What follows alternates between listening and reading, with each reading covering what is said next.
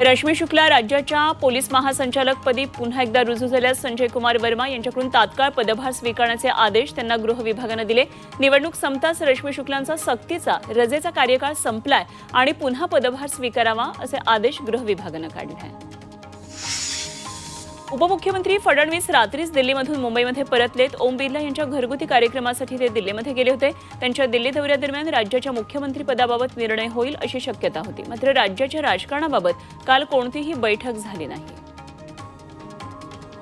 मुंबईतील एक दिवसीय अधिवेशनाच्या हालचाली सुरू झाल्यात। विधान भवनामध्ये स्टेज आणि मंडप बांधायला सुरुवात झाली आहे। आमदारांच्या शपथविधीसाठी 28 किंवा 29 नोव्हेंबरला अधिवेशन होणार आहे। राज्य जिंकल्यानंतर भाजपने आता आपली सारी ताकद स्थानिक स्वराज्य संस्थांच्या निवडणुकांसाठी वापरण्याची भूमिका घेतली आहे। निवडणुकांची आतापासून तयारी करण्याच्या सूचना भाजप प्रदेशाध्यक्ष चंद्रशेखर बावनकुळे यांनी पक्षाच्या जिल्हाध्यक्षांना दिल्या आहेत। मराठा आरक्षणाचा प्रश्न मार्गी लागला नाही तर महायुतीच्या नेत्यांचं राज्यामध्ये फिरणं अवघड करणार असा इशारा मनोज जरांगे पाटील यांनी दिला। सरकार स्थापनेनंतर उपोषणाला सुरुवात होणार असल्याचंही जरांगे म्हणाले। आपण 8 टर्म आमदार झालो आहोत, त्यामुळे आता आपल्याला मंत्रिपद मिळावं अशी इच्छा असल्याचं शिवसेना आमदार अर्जुन खोतकर यांनी बोलून दाखवलं। देवेंद्र फडणवीस यांचा चेहरा जनतेनं स्वीकारला आहे आणि महाराष्ट्राचे मुख्यमंत्री फडणवीस होतील असा विश्वास आमदार रवी राणा यांनी व्यक्त केलाय। भाजपला मोठ्या प्रमाणात एकहाती यश आलेलं आहे आणि त्यामुळे मुख्यमंत्री फडणवीस होतील असं आमदार रवी राणा यांनी म्हटलंय।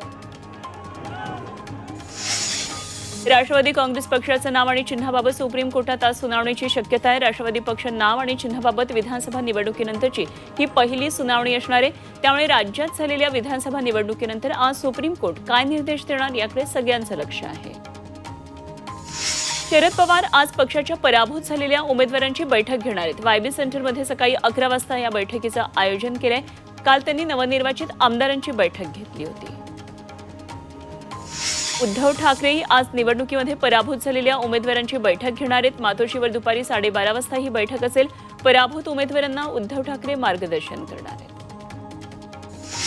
काँग्रेसच्या नवनियुक्त आमदारांची 27 आणि 28 नोव्हेंबरला बैठक बोलावण्यात आली आहे आणि या बैठकीमध्ये काँग्रेस विधिमंडळ गटनेता निवडला जाणार असल्याची माहिती आहे। बैठकीमध्ये रमेश चन्नीथला आणि प्रदेशाध्यक्ष नाना पटोले हे नवनियुक्त आमदारांना मार्गदर्शन करणार आहेत। भाजप आमदार रणजितसिंह मोहिते पाटलांमुळे माळशिरस मतदारसंघामध्ये माझा पराभव झाला असा गंभीर आरोप भाजपचे उमेदवार राम सातपुते यांनी केला। रणजितसिंह मोहिते पाटील यांची पक्षातून हकालपट्टी करण्यासाठी राम सातपुते यांनी देवेंद्र फडणवीस आणि अजित पवारांची भेट घेतली। आपण काँग्रेस प्रदेशाध्यक्ष पदाचा राजीनामा दिला नसल्याचं नाना पटोले यांनी स्पष्ट केलं। दिल्लीमध्ये काँग्रेस अध्यक्ष मल्लिकार्जुन खरगे यांच्या निवासस्थानी बैठक झाली आणि राज्यात विधानसभा निवडणुकीतल्या काँग्रेसच्या कामगिरीबाबत पटोले यांनी खरगेंबरोबर चर्चा केली। काँग्रेसनं नाना पटोलेंचा राजीनामा घ्यावा अशी मागणी भाजपचे नेते आशिष देशमुख यांनी केली आहे। पटोले राजीनामा देतील असं वाटत नाही असंही ते म्हणाले। तर देवेंद्र फडणवीस मुख्यमंत्री झाले पाहिजेत अशी इच्छा त्यांनी बोलून दाखवली।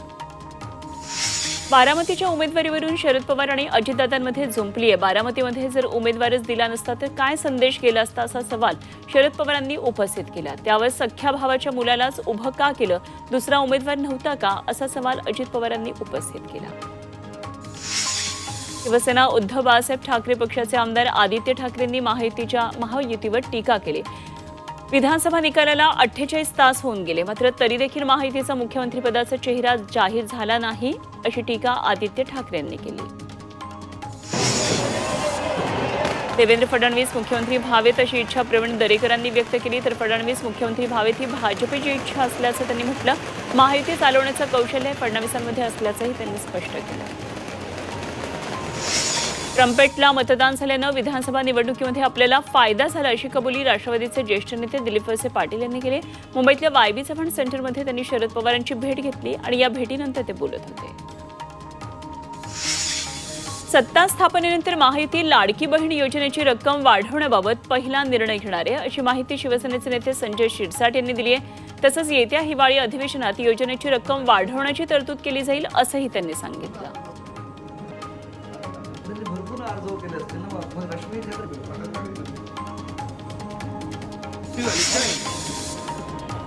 शिवसेना उद्धव बाळासाहेब ठाकरे पक्षाकडून विधिमंडळ गटनेतेपदी भास्कर जाधव यांची निवड करण्यात आली आहे. प्रतोदपदी सुनील प्रभू यांची पुन्हा एकदा वर्णी लागली तर विधिमंडळ नेतेपदी आदित्य ठाकरे यांची एकमतानं निवड करण्यात आली.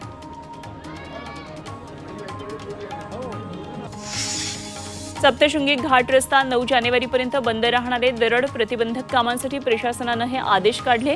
सोमवार, बुधवार आणि गुरुवार सकाळी 6 ते दुपारी 11:30 या काळामध्ये घाट रस्ता बंद ठेवण्यात येणार आहे. मंगळवार, शुक्रवार, शनिवार आणि रविवारी हा घाट रस्ता पूर्ण वेळ सुरू राहणार आहे. मुंबई पुणे शिवनेरी बस सेवेला प्रवाशांकडून चांगला प्रतिसाद मिळतोय. 10 मे पासून ही बस सेवा सुरू झाली होती आणि तेव्हापासून आतापर्यंत 32,618 प्रवाशांनी प्रवास केला. या कालावधीमध्ये एसटी महामंडळाला 17,77,400 कोटींचा नफा झालाय.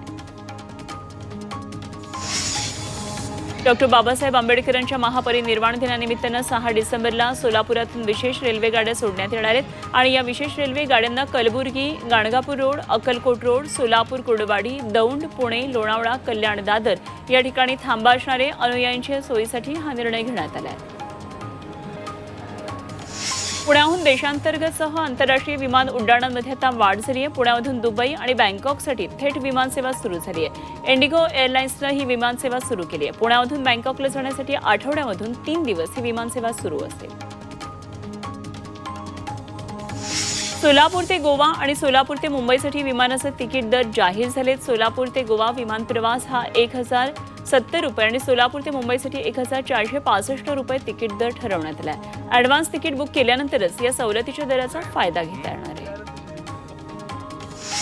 आपल्या पसंतीचा गाडी नंबर आता घर बसल्या काढता येणार आहे. नवीन गाडी घेतल्यानंतर ऑनलाईन पद्धतीने आपल्या आवडीचा नंबर मिळवता येईल आणि आरटीओकडून लवकरच ही सेवा राज्यभरामध्ये सुरू केली जाईल.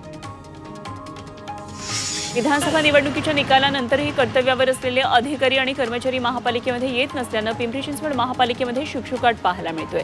निवडणूक प्रक्रियेसाठी महापालिकेचं कामकाज जवळपास बंद होतं. देहूच्या मुख्य मंदिरामध्ये 158 होमगार्ड्सचा बंदोबस्त तैनात ठेवण्यात आलाय. कार्तिकी यात्रेनिमित्तानं आळंदीतल्या संजीवन समाधी सोहळ्यालाही उपस्थिती लावण्यापूर्वी सर्व वारकरी हे देहू नगरीमध्ये तुकोबांचं दर्शन घेऊन जातात. त्यामुळे पोलीस आणि होमगार्ड्सचा मोठा बंदोबस्त लावण्यात आला.